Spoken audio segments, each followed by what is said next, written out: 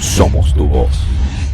Mucho para analizar a propósito de lo que ocurrió ayer en Barbados. Se reanuda este proceso de conversaciones o negociación entre el gobierno y la oposición de Venezuela y se anuncian una serie de acuerdos, sobre lo cual vamos a conversar a continuación con Xavier Coscojuela, él es periodista, ex director del diario Tal Cual. Xavier, buenos días, ¿cómo está? ¿Cómo le va?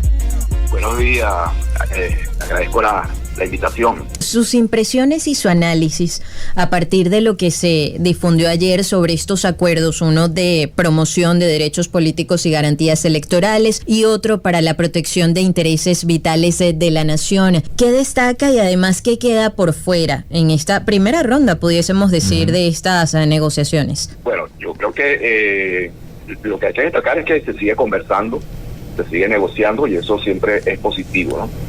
Es la única manera de todas maneras de llegar a posibles acuerdos. Y bueno, hay unos acuerdos ayer, a mucha gente le pareció que los acuerdos son simplemente cumplir con la ley y esa es una impresión que da. Pero bueno, estamos en el gobierno que estamos y cumplir con la ley no siempre ocurre, ¿no? Lo vemos a diario en Venezuela. Hay lo que resalta, bueno, primero que se establece el lapso en el cual serían las elecciones, que es el segundo semestre del año que viene. En Venezuela estamos acostumbrados durante muchos años a que las elecciones presidenciales siempre fueran en diciembre. Eso cambió desde la llegada del chavismo al poder y ya supimos lo que pasó en el año 2018, se adelantaron hasta el mes de mayo. Ahora por lo menos es en el segundo semestre. Otro punto resaltante, en mi opinión, es la invitación a observadores internacionales. Recuerdo claramente una intervención de Jorge Rodríguez, que ayer encabezó la delegación del gobierno, donde dijo que no volverían los observadores de la Unión Europea, pero bueno, en el acuerdo está la invitación a esos observadores. La depuración del registro electoral es algo que la oposición ha venido pidiendo desde hace muchos años y está contemplado en este acuerdo. También el que se facilitará la inscripción de los venezolanos que están en el exterior, que en este momento es una cantidad muy importante de compatriotas que viven fuera del país, registrados actualmente.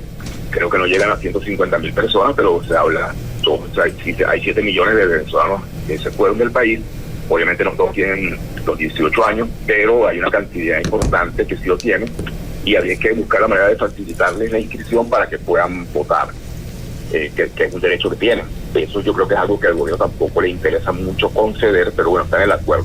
Como siempre, los acuerdos son buenas, es un acuerdo de muy buenas intenciones, todo lo que tiene que ver con la auditoría, que ya se hicieron en otras oportunidades, está también contemplado ahí, la participación, la libertad para participar en la actividad política, el hecho de que la oposición, bueno, o los diferentes actores puedan escoger sus candidatos de manera libre, algo que es un poco irónico en parte, no decirlo así, porque el gobierno le ha puesto bastante trabas a la primaria y ahora dice que es un proceso libre. No quedó claro, por supuesto, lo de las inhabilitaciones. Se dice que todo venezolano tiene derecho, que cumpla con la ley y la Constitución, puede ser candidato presidencial, y bueno, ahí comienzan las interpretaciones, ¿no? Ya hubo una declaración o una aclaratoria de Jorge Rodríguez de que los inhabilitados no pueden participar, mientras que Gerardo Blay dice que se abre una ruta para que eso pueda concretarse. Entonces, bueno, eso será parte de las siguientes negociaciones del consejo que se va a dar de aquí a allá. Pero bueno, el gobierno de Nicolás Maduro para abajo ha sido muy categórico en enseñar que no van a levantar las inhabilitaciones. Yo creo que así a grosso modo es lo resaltante que yo veo de esto, la fecha, lo del registro electoral, que me parece importante que se abra aquí en Venezuela, que bueno, que ya se abrió, aunque hay denuncias de que las máquinas son puestas en sitios donde se supone que tienen muchos simpatizantes y de alguna manera están como escondidas en algunas partes, y la cantidad de gente que la posibilidad de que se le abra la posibilidad de inscribirse a los venezolanos que están en el exterior también me parece que es muy importante. Pero bueno, como siempre, una cosa está ahí, una cosa es lo que está escrito y otra cosa es lo que se concretará. Esperemos que se concrete la mayor parte de lo que se firmó. Y bueno, de alguna manera todos los venezolanos tenemos que presionar para que esos acuerdos no se queden en el papel, y se hagan realidad. En esta nueva cita no se hizo mención alguna al tema de las sanciones, sin embargo mucho se habla, ¿no?, sobre negociaciones que habría sobre este punto en particular, pero el haber alcanzado este par de acuerdos, ¿cree que abre las puertas o va en esa dirección? Yo creo que es un paso, evidentemente, ¿no? Y ese es el objetivo además del gobierno. Yo, por ejemplo, no, para mí era contradictorio que el gobierno pretendiera adelantar las elecciones en la situación que está. Yo creo que al gobierno le interesa levantar esas acciones, recibir mayores ingresos y tratar de mejorar su gestión para ganar esto de cara a las elecciones, y eso los obliga a que las elecciones sean pues más hacia la última parte del año que viene que hacia el principio. Se quedó acordado que fuera el segundo semestre, eso puede ser en julio o puede ser en diciembre, pero yo creo que si el gobierno quiere tener más opciones de ganar esas elecciones, además de seguir jugando lo que ha venido jugando desde hace, que es la división de la oposición y fomentar la abstención, tiene que mejorar su gestión.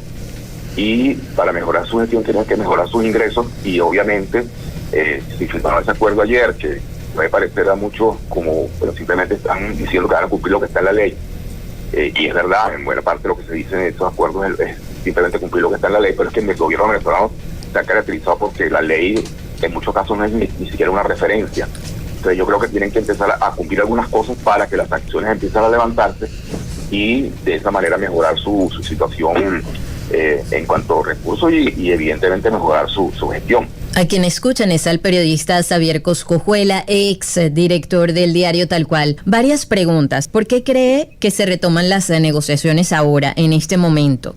Por otra parte, habida cuenta de que no se deja claro qué va a suceder con las inhabilitaciones, aunque como usted lo refiere, Jorge Rodríguez fue bastante tajante, dijo que quienes estaban inhabilitados no podrían participar en las presidenciales. Eso, dice uno, pondría más presión a la que ya tiene María Corina Machado, quien lidera las encuestas, porque, bueno, algunos refieren que la renuncia de Enrique Capriles envió un mensaje claro a ella. Luego renuncian Roberto Enríquez y Freddy Superlano. ¿Cuál es su lectura sobre eso? Y además, después de las primarias, ¿qué? Porque todavía no se ha planteado un plan B en caso tal de que justamente gane María Corina Machado, quien está inhabilitada. Después de esas primarias, que es donde estamos centrados ahorita, ¿qué? No, yo creo que en relación a la primera, creo que las negociaciones nunca se han suspendido del todo. Lo que no se han llegado a los acuerdos formales, ni se han hecho todo lo que se hizo ayer, toda esa puesta en escena para suscribir ese acuerdo que ya está hecho desde Caracas, ¿no?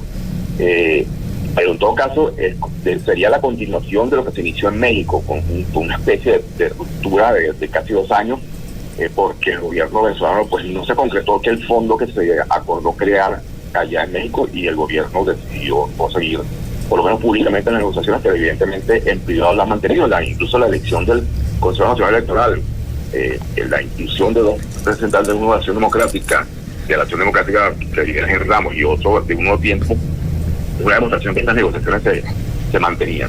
En cuanto a las inhabilitaciones, bueno, ese por supuesto es el punto más importante de todo. Como bien dice, todas las encuestas lo reflejan. El triunfo de este domingo sería para María Corina Machado. Entonces, que ella, que recibe el apoyo de la gente que vote, no pueda participar, pues es un problema para todos, para el gobierno también, porque las presiones desde afuera que va a recibir y desde adentro, por supuesto, van a aumentar, exigiendo que se le permita participar. Y el gobierno, creo que por lo menos en este momento, y creo que es un poco más adelante, pero en este momento sería donde menos le conviene levantarle esa inhabilitación a María Corina, porque si las encuestas se concretan, si lo que dicen las encuestas se concreta el domingo, levantar la inhabilitación a María Corina ahorita le daría un impulso todavía mucho mayor al que ya tiene, y casi que la convertiría en la ganadora de las elecciones. Ahora, yo creo que este resultado del domingo le va a generar también un problema a la oposición, porque ya sabemos que las relaciones entre María Corina Machado y quienes dirigen el llamado G4, G3, no son las mejores. Entonces, este grupo de partidos, que se dice mayoritario, pero son todos partidos pequeños, pero bueno, los menos pequeños de la oposición, van a tener que entenderse con María Corina Machado. Y María Corina Machado va a tener también que demostrar cuánto ha madurado y cómo se comporta siendo la líder de la oposición, cómo maneja esas relaciones con el resto de los partidos que están ahí, porque espero que no esté convencida que ella sola puede, porque creo que cometería un grave error. Entonces, para las dos partes, dentro de la oposición, está a ver cómo se manejan, y si el gobierno persiste en la inhabilitación y no permite la participación de María Corina, violando las leyes, la Constitución, todo lo que es así, pero bueno, estamos en el gobierno en el que estamos.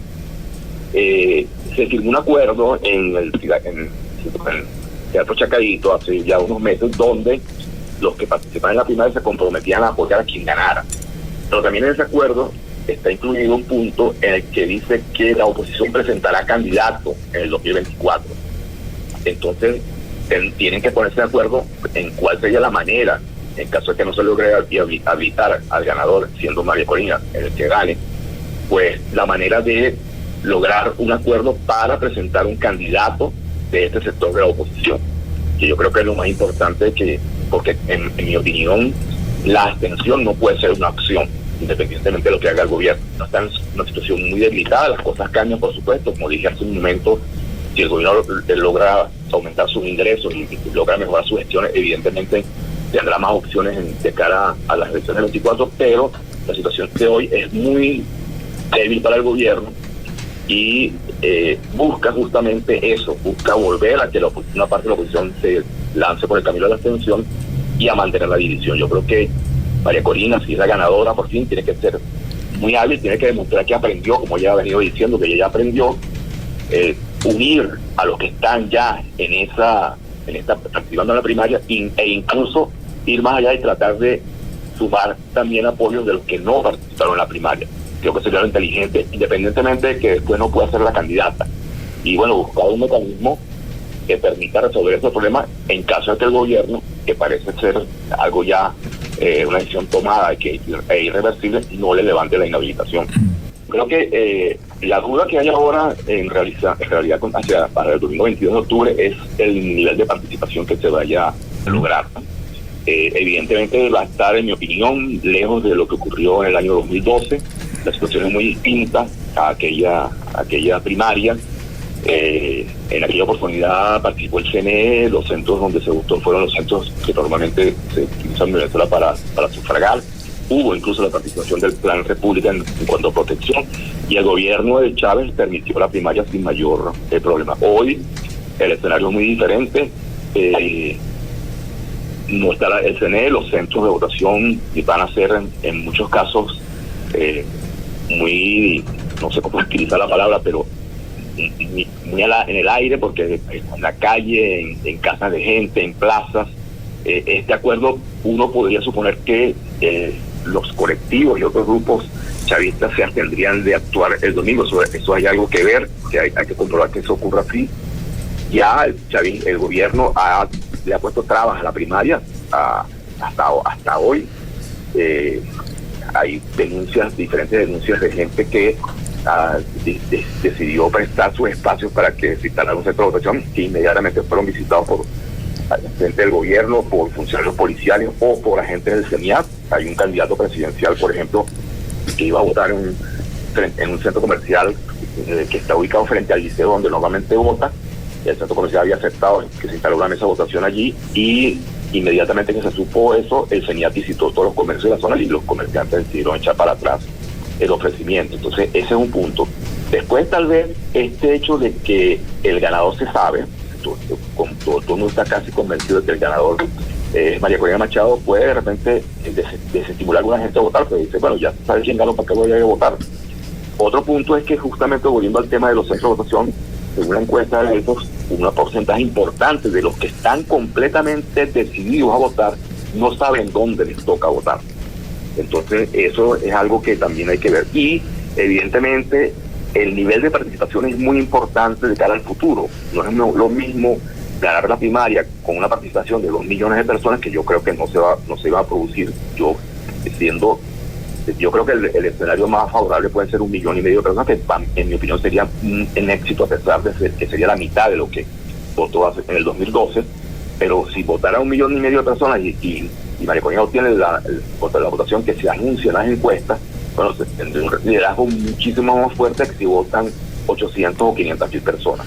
Entonces hay que ver qué hacen los militantes de los partidos Primero Justicia, Un Nuevo Tiempo, COPEI y Voluntad Popular, que, bueno, parte de ellos están comprometidos a trabajar en esas mesas electorales, ahora que ellos ya no tienen candidato. Bueno, la gente de Voluntad Popular quedó apoyando a María Corina, pero los otros 3 partidos no tienen candidato, entonces van a participar activamente, van a trabajar en las mesas, van a movilizar a la gente para que vaya a votar. Es una incógnita que despejaremos el domingo. Yo creo que en este caso hay que ponerle mucho el ojo al estado Zulia, por 2 razones: es el estado con más población electoral, y segundo, porque es donde gobierna Un Nuevo Tiempo y Primero Justicia.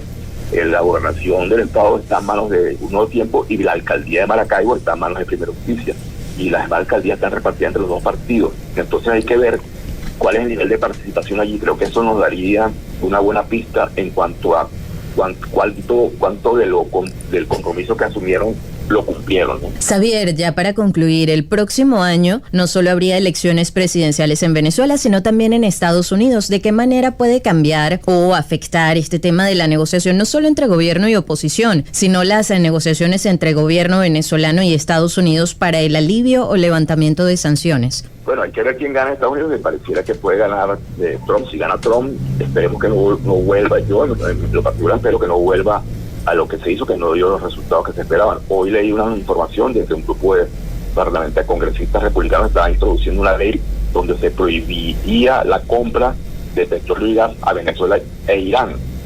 O sea, siguen en la misma tónica de las sanciones, que no dieron el resultado que se esperaba.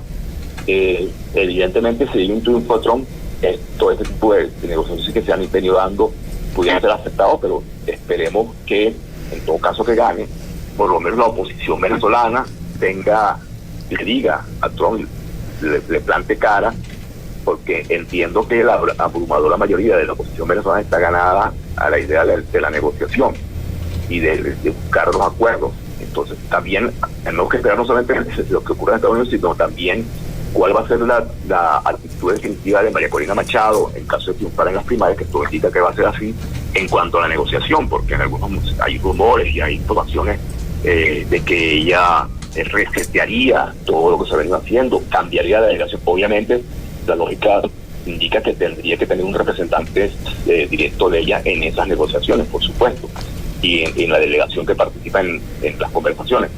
Pero también es importante lo que vaya a hacer ella. Pero en todo caso, yo espero que si llega a ganar Trump, espero que no gane, pero en caso que gane Trump, actúe de otra manera, porque de la forma que lo hizo en el pasado no dio los resultados que esperaba ni él ni la inmensa mayoría de los venezolanos. Muchas gracias, Xavier. Gracias a ustedes por la invitación. Un abrazo. Xavier Coscojuela, amigos oyentes a quien escuchaban, periodista, quien fue director del diario Tal Cual. Queremos escuchar tu voz. 0414-119-7230. Envíanos un SMS o WhatsApp con tu comentario o denuncia. 0414-119-7230.